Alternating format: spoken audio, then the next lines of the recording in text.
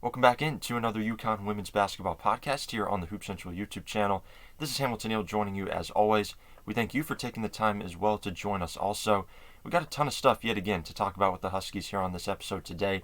Last week we had a UConn podcast and we went over the roster breakdown and what that could look like for 2022. We talked about some recruiting stuff as well. That's what we're going to start with here on this podcast as well. One of the Huskies' top recruiting targets in the 2023 class, Ciera Toomey, has committed to North Carolina. We're going to go into the details of that and talk about what effect and what impact that has on the remaining targets and what UConn's 2023 class could look like down the line.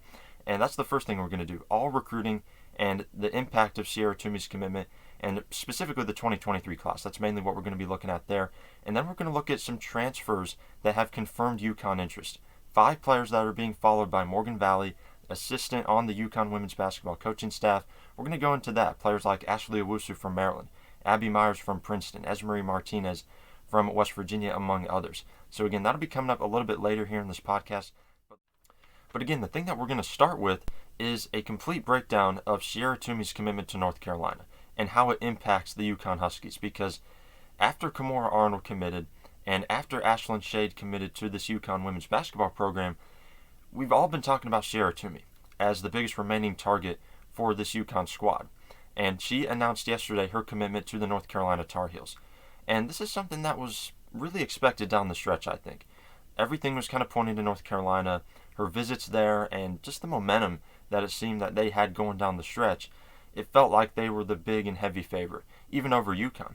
And that was the case. All of our suspicions were correct in that regard, and she's going to be a Tar Heel. She's number 3 in the ESPN W Super 60. UConn was in the running, as well as Duke, Maryland, Villanova, Northwestern, Vanderbilt, and Penn State. Those were the other schools on her list, along with North Carolina, and visited not only UConn early in the season for their first game against Arkansas, but also visited Maryland, Penn State, some other schools as well. And again, it just down the stretch felt like North Carolina was going to be the school. And that is exactly what happened. 6'4", ability to post up, really long and athletic. She's not the most physical player, but again is long and athletic, has really good basketball IQ. She can stretch her game out to the perimeter as well, and that's really what makes her so dangerous. And something that we talked about UConn really needing was another big player that could not only play inside, but could play outside as well. And obviously right now, we're talking about more physical post players as the big need for UConn, but Ciera Toomey is a complete package. At the post position, she can play kind of that 4 as well. She's not really locked into one position. I see her as a positionless type of player with her ability to stretch her game out to the perimeter, but definitely playing a little bit of that 4, a little bit of that 5 if they need her to. So she'll be playing for UNC. And down the stretch, again, we knew it would come down to North Carolina and UConn. So now let's look at some of the remaining targets for UConn here in the class of 2023 and how Toomey's commitment to UNC impacts what UConn is going to do. And there's a number of players here on this list that are still UConn players of interest here in the 2023 class, but I want to look at 3 in particular. Michaela Williams, the number 1 overall player in the class, Breya Cunningham, ranked 4th overall, and Madison Booker, ranked 6th overall. These 3 players are the ones you have to keep an eye on, I think. Now, let's start with Michaela Williams, number 1 overall in the class, 6-foot guard. For a long time now, she's been ranked number 1 in the class of 2023. Super smooth offensively, can really just fill it up so quickly. She's a natural-born scorer and is somebody that has really kept her recruitment close to the vest. She's out of Louisiana, and the school that has been recruiting her probably the most of late over the last 5-6 months has been LSU. And that's really the only school that we've heard about. We've heard a little bit about South Carolina, and we've heard that UConn is in the mix, that they are interested, but we haven't heard a whole lot. So don't look at Michaela Williams as much as Cunningham and Booker, because for Breya Cunningham and Madison Booker, UConn, they're right there in the mix. They're in the final list for both of those players. When you're looking at Breya Cunningham, she's had a lot of schools over the last month or so come in for home visits. Texas has been in, UCLA, Oregon, Arizona, all of those programs have been there for in-home visits. And looking at her final list, along with UConn, it's USC, Texas, Arizona, UCLA, Oregon, Notre Dame, and Duke. Those are the schools in the mix for Breya Cunningham. And like Madison Booker, she put this final list out a while ago, and we haven't seen another cut. And I don't think we're going to see another cut, because If a player gets it to 8 or 9, sometimes it can get it down to 4 or so. But with these in-home visits coming and the volume of schools that are still recruiting her, I see her just picking out of this final list as it is. UConn has not come in for a home visit. I think if they really want to have a legitimate chance to land her, they probably want to go in home with her. Just looking at what the other schools have done at this point. And there's been a lot of speculation about Oregon because of the connection that she has to Te-Hina Paopao, who plays at Oregon and is getting ready for her 3rd season with the Ducks. There's been a lot of contact between Cunningham and Oregon, and just all the West Coast programs in general. There's been some buzz with USC, and overall, I do feel there's a good chance that she does stay on the West Coast. But what Gino can pitch is, hey, we need physical post play. And when you look at her size at 6'4", and the physicality that she plays with, and the consistency that she has close to the basket, she would be the perfect remedy for UConn when you're looking at their post needs. Now, obviously they have Ice Brady coming in 2022, but if you want to have another talented post that has a very similar skill set, then you look at Breya Cunningham. But it's going to be hard because she plays out in California, and those West Coast programs are already there in the mix. Now, as for Madison Booker, she's out of Mississippi. Mississippi State is in her final list, along with Duke, Florida State, Louisville, Oregon, Tennessee, Texas, South Carolina, and the UConn Huskies. So a lot of high-profile programs right there. And Mississippi State has a new head coach in Sam Purcell, who came over from Louisville. Louisville had been recruiting her. They were in this final list here. So definitely watch out for Mississippi State because of that connection there. But other than that, you're looking at Texas as a possible program just being close in proximity. Oregon is a school that I would definitely look at. But UConn, again, can pitch. They need players coming in. Their 2022 class was pretty light. Their 2023 class already consists of Kimora Arnold and Ashlyn Shade, 2 5-stars in the backcourt, but they don't have that wing yet. Now, obviously, they have Ayanna Patterson in 2022, so the need for a wing here in 2023 maybe isn't as great as it is maybe, say, for a post player. But you can't get enough of these talented recruits. And Madison Booker, again, ranked number 6 overall, 6'1" at the wing position, again, brings some size and some physicality to that position and plays downhill, great getting to the basket, and is getting better with her outside game and her jump shot. So look at those two players as the main remaining targets here in the 2023 class, Madison Booker and Breya Cunningham. Now, we've heard some stuff about Chloe Kitts, who's ranked number 16 overall, 6'2" forward out of Florida. Hannah Hidalgo has been a target in the past for UConn. Juju Watkins is ranked number 2 in the class. Again, like Cunningham and like some of these other players like Michaela Williams, West Coast programs, especially for Watkins and Cunningham. West Coast programs, because they play out in California, are going to be on them the hardest. And like Michaela Williams, Watkins' recruitment has been close to the best. We haven't seen much come out as far as a final list, what schools are really in the mix as much, so it's kind of hard to tell what UConn's interest level is there. But she has been listed as a player of interest in the past for UConn. So look at her, and then Alea Del Rosario was up in New Jersey, was playing up there, has since been playing in Tennessee as of recently, and we haven't seen UConn's interest maybe as high as it was. I think they're in more with Cunningham. I think they're more interested in her right now than Del Rosario, but very similar type of player. Brings the size to the table, brings that consistency, and that physicality, again, which is something that UConn needs.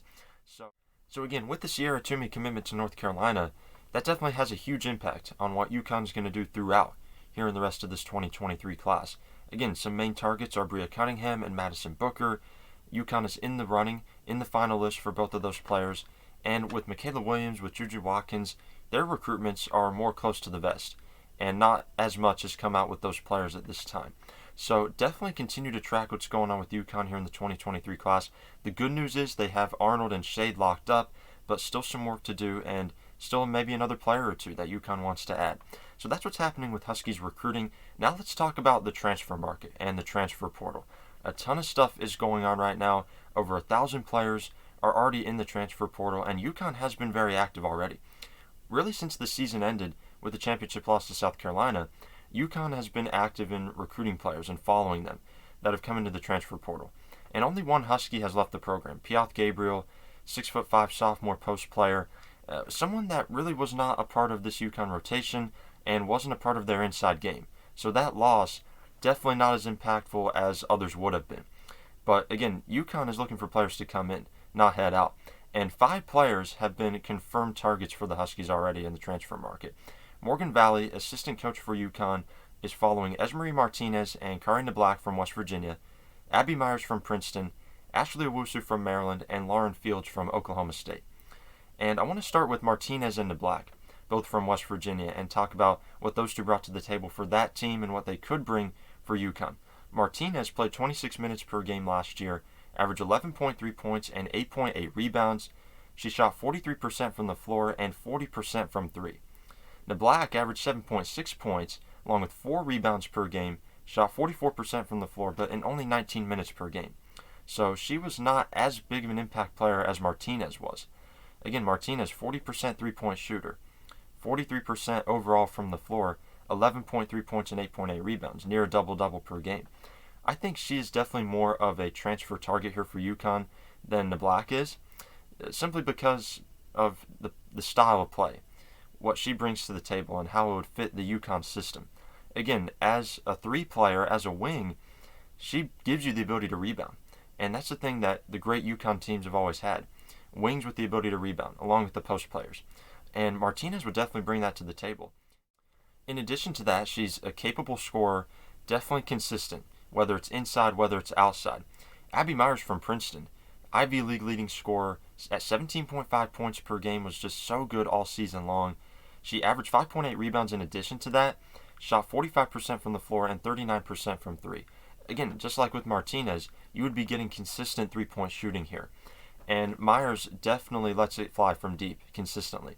And is someone that I think if they brought her in, along with Paige Bueckers, along with AZ Fudd, would be a nice fit just because of her ability to shoot the basketball. And that's something that UConn needs as much of as possible, is three-point shooting.